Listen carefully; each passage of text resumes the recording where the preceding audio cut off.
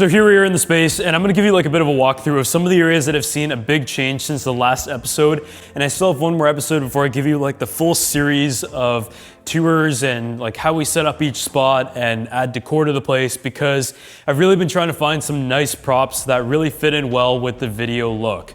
I'm up here, and if you guys remember in the last episode, the fireplace was just being taken out. So now this has some millwork on it. The sill still has to be painted. The fireplace is essentially completely gone. And the next step after they removed everything was to polish the concrete. So the way that worked was they took the grinder, went around for like 4 or 5 days and sealed it up. And honestly, the concrete turned out good in some areas, but there are definitely like natural imperfections that were to be expected in concrete. It's like kind of a surprise as to what's underneath. So there are some areas that I would say look a little bit inconsistent just from the way they laid it in the beginning. Overall, I'm interested to see whether or not I like the polished concrete look in an office space. Looking around, you've got a kitchen now. There's also some wood sladding. The stairs treads have been replaced. The carpet tile is in. A lot of the furniture is here, and all of the electric and lighting fixtures have all arrived as well. The bathrooms are pretty much done, and we're just waiting for some of the stuff that was measured after the completion of the bathroom, which is like shower glass and mirrors. And there's also a new fan that is up there that I ordered online, and I think it looks really good. It is the Maverick one from Monte Carlo, and it has like this kind of matte black industrial airplane look to it. So I feel like that is a pretty good upgrade, because the previous fan definitely hung down pretty low, and this one is significantly more powerful. So hopefully it supplies some nice cool air for the space, because there isn't an air conditioning system. But I think that's enough of a brief, so let's just go ahead and get started with the first area. So one of the biggest transformations in this entire loft is the kitchen. And if you guys saw the previous videos, it was one that was just such a weird design with like a metal cover on the front.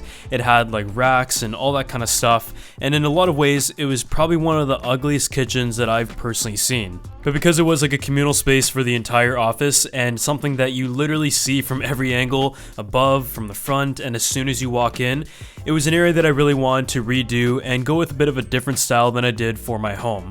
So the color that I opted for was kind of a black theme with a walnut accent, and to really open up the space, it was a range hood that was millworked and a set of shelves on the side. The company that designed and did the whole kitchen was Thomas & Birch in Victoria, and they were the same company that I used for my home kitchen and was very happy with. On the countertop side of things, my material of choice is quartz, and I know it's like a good hybrid of having great durability and also a natural inspired look. And the company that I went with was Silestone by Cosentino, and the installer that templated and assembled the entire backsplash and countertop was Flowform. If you guys want to go ahead and check out the link to all the companies that I used as well as material choices, I'm going to drop a link to everything down below. So with this kitchen, there was a lot of surface area to be covered by countertops. It had kind of an island as well as a main piece in the middle that weighs over 700 pounds. And for both kitchen projects that I've had done so far, the backsplash has been a single piece of quartz that runs all the way to the top. Flowform came and did a whole templating process in the traditional way using the wood pieces after the kitchen was installed, as well as verifying their measurements with the digital method. Obviously this channel is technology based, so this machine actually has a laser and it is able to quickly and accurately measure and draw out the entire space, and as you can see, the digital image processes live. When the slab arrived, Flowform did bring it up the stairs, and the material that I went with was the charcoal soapstone by Silestone, and in the 3 centimeter option. One of the design touches that I didn't do in my home kitchen, but sorta wish I did in hindsight, is a waterfall edge. And what that means is having a piece of quartz, the same one as your countertop, go on the side, and a 45-degree miter connects it, essentially looking like it is one slab that flows down the edge of your kitchen. Beyond the fact that it looks really good, another advantage is just like general durability. Having stone on the edge in a high traffic area prevents me from having to worry about having scratches and chips if it was just MDF millwork. So the installers overall did a very good job in measuring it out, cutting it accurately, and installing the whole piece, and it was my first time seeing this done in person.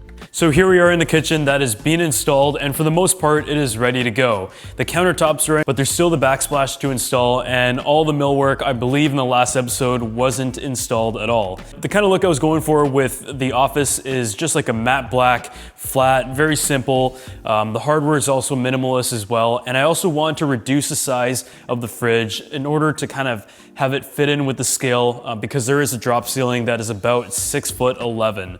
So one of the things that the kitchen designer went with was to do a millworked range hood and just leave this area relatively open instead of trying to fit as many cabinets as possible. And I think that just makes this kitchen feel larger than it actually is. And from a distance, it looks really good. There used to be a microwave up here, but that has since moved over to a drawer right here, which I think looks really clean. But as you can probably see, it is essentially the same size as before, but without the pole right here and without the pot holder right here, it really does open up the entire space. And because I'm gonna be using this for filming and like using it as a kind of lounging area to do some admin work on the computer, I've also decided to move the sink over to this side in order to have like a large clean piece of rock that just goes all the way across. One of the other touches or challenges that we had to kind of figure out was the pole right here. And this right here is a drain pipe. It used to stick out along here and kind of had to put it behind the drywall. And this piece of cement was one of those things that I was trying to decide whether to try to cover, paint, or to have the backsplash start right here. And I decided to opt for it to start right there and just keep this exposed look. And I have a bit of an accessory to go with it that I think will look very nice.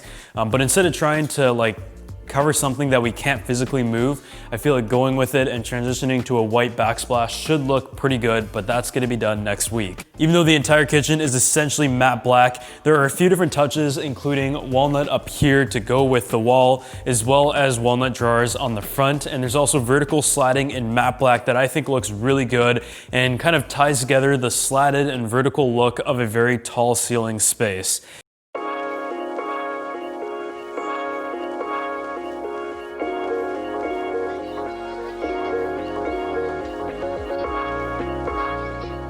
So here's a look at the upstairs washroom of the office, and this is one of the rooms that saw the biggest improvement. And if you remember in the initial video, I mentioned that I wasn't sure if I wanted to go ahead and redo the washroom because it wasn't gonna be used that much. But thanks to Tushy sponsoring this video, we decided to go ahead and kind of make it look good. And anyway, whenever I plan to resell the place, I think the washroom is one of the biggest transformations that is going to make a difference. So the first thing is there's no longer a bathtub on this side. And I know a bathtub does add value to some degree, but it was just really small and I don't know, the shower was on the outside, so I decided that instead of adding a shower in a bathtub that was relatively narrow, I decided to have a shower built that had subway tiles with gray grout and have a sill that you can put like your toiletries and stuff, and the glass will end up coming out to here and have a hinge door as you normally would. And when it came to hardware, I just grabbed some stuff from Amazon in matte black. So the color scheme of the bathroom is also a gray and matte black. I've never designed a bathroom before because in my own home renovation, I didn't redo the bathroom at all aside from the countertops.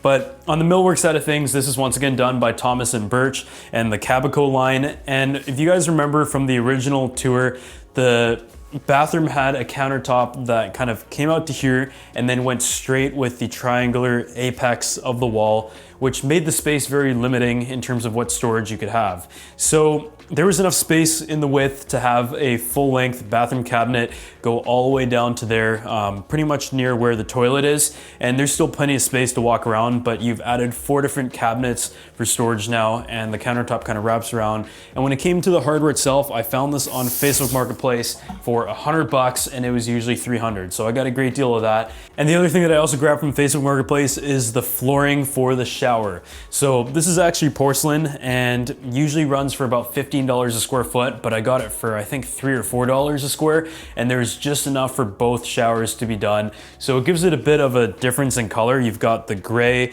as well as the white subway tiles, which is pretty generic, not too creative there. And the floor has kind of a hexagonal black and white design that I actually think looks pretty good.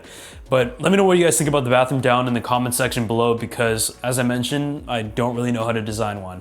So before we move on to the next part of this video, I want to give a huge thanks to the sponsor of this video, Tushy, and their bidet. They have the classic model as well as a spa, and this makes a great addition to any household as well as holiday gift because you're able to install it yourself and add it onto any existing toilet for just $79 for the classic model and $109 for the spa option. Bidets are traditionally very expensive and can run into thousands of dollars, and they also need electrical wiring. So the Tushy was like a perfect product because you can just turn off the water, connect the hose on, and it starts to work right away and can clip onto any existing toilet. So the one that I have here is the spa option, and this allows you to control the temperature from cool to warm, as well as the pressure and angle. And as you can probably see, it is very minimal, and they also have many other color options on the website as well. The classic option has single temperature as well as pressure and angle control, whereas the spa option also has temperature control in addition to the pressure and angle. I think the best part about it is that it doesn't need any additional plumbing or electrical work done. It is just ready to go and you can install it yourself in minutes. I know during the pandemic, toilet paper has been pretty hard to find, so like last resort, if you really do run out of toilet paper, then the Tushy kind of has you covered. So as I mentioned, it is really easy to install. It is super easy to use as well, very simple and also affordable for what it is. So if you guys want to go ahead and check them out, I've got a link down below, which is hellotushy.com/JustinSay for a discount.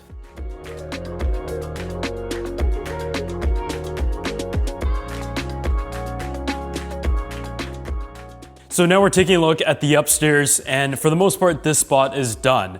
There's carpet tile that is in. That was a pretty easy option. I just wanted to go with something that could at least have some acoustic performance, and because the rest of the place was polished concrete, I felt like it just made sense. It is more comfortable. The desks are gonna be up here, and obviously the shower was one of the biggest things that was removed from the place. Originally it was in the middle of the bedroom essentially. So now we have like an open space that is ready to go. All the furniture from Ergonoffice has arrived and needs to be installed. And the options that I went with are 4 of their walnut standing desks with black frames. And what I'm most excited to see is their drawer unit, which is their neat cabinet. And with the black and walnut, that also looks so good and really does tie in with the space.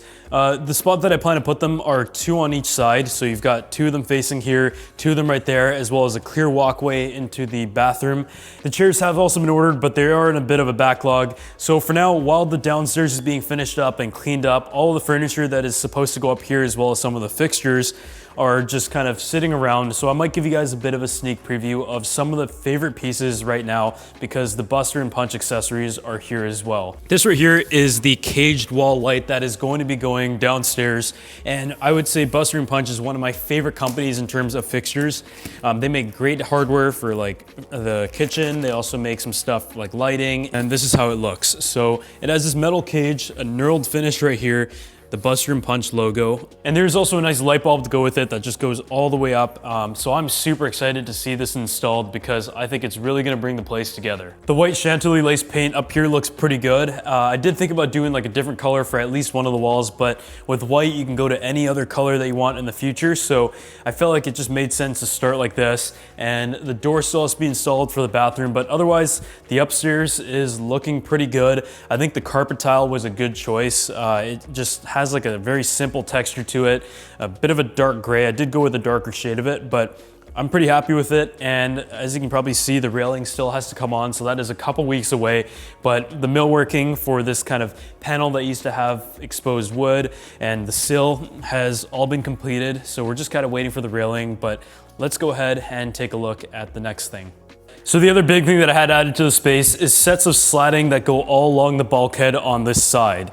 Most of the other units in this building didn't have like this bulkhead, but they were smaller by about 100 square foot. So it's nice to have kind of like this underhang where like a dining table would normally go, but this giant piece of box sticking out, I felt like was a good opportunity to do some vertical slatting to not only like hopefully add some acoustic performance, but just for looks, it looks really, really good and makes the place look taller. even though it is already, I think, like 16 feet up. So the material choice here is real walnut, and originally the plan was to go with like a matte black slat, kind of like the podcast studio, but I felt like because of the amount of like monochromatic pieces, it made sense to kind of take that opportunity to have like a natural looking wall to add just a little bit of character to the place, because I took out all the character that was in it before. So I'm really happy with the way these turned out. It has like a black undercoat that is the same black that I'm using in the rest of the space, with the walnut slatting that goes on top, and it was mounted on with this kind of like French system. The millworker Matt did a really good job on that, and he also did the stairs as well. And some of the changes that I made to the stairs are to have them widened as much as possible, and also have the cuts a little bit cleaner than they were before.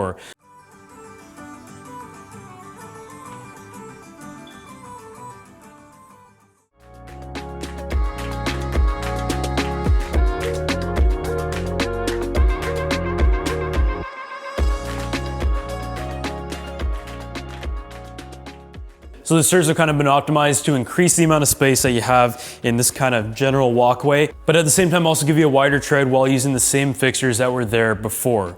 The finish that I went with on the stairs is black, and one of the only things that was on the inspection report that was kind of a question for concern is the fact that all of my old stairs were either warping or cracked, because apparently the wood was not like fully kiln dried or something before it was installed. So that issue has been solved. The stairs look really good, and I just can't wait to see the railings come in. But that kind of covers like the millworking side of things, and this was just such a good job. The power outlet on the other end was also very seamlessly installed, and I just couldn't be happier with how this entire slatting panel turned out.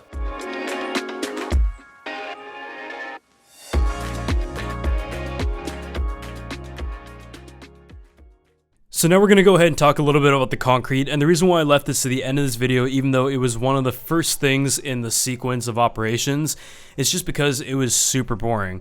I was a little bit excited for it at the start, but when I went and watched it, I think I was there for like 10 minutes and then just ended up leaving, because it is essentially just a grinding machine that is quite heavy, that they just run around the entire space after patching up the holes for literally like 4 to 5 days.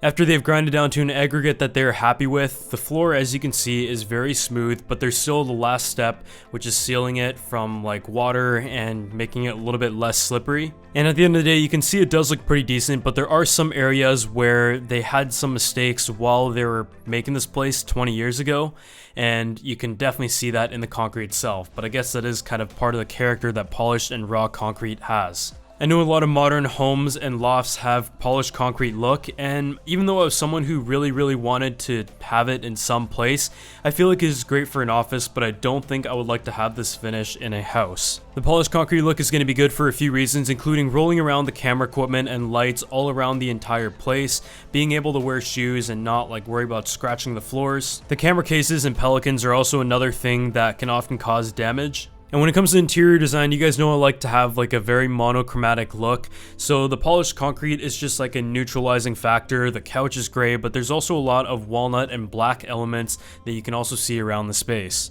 So at the end of the day, I would say the polished concrete did turn out decent, but there are definitely some areas where I was warned about that wouldn't look as good. And I feel like if you want like a much more clean and consistent look, then going with large tiles is probably the better option, but at a significantly higher cost. One disadvantage of polished concrete is that you may have to seal it once every few years, depending on how much traffic there is. If you guys are excited for like the final tours and everything, make sure you subscribe to the channel, drop a like on this video, and also leave a comment down below as to what your favorite touch is, or if you guys have any suggestions for decor. But we're really starting to put together some of the stuff, and the furniture has arrived as well, so super exciting as I get ready to move into this as my actual office. But otherwise, thank you guys so much for watching this video, and I really hope you guys enjoyed it, and I'll see you all in the next one.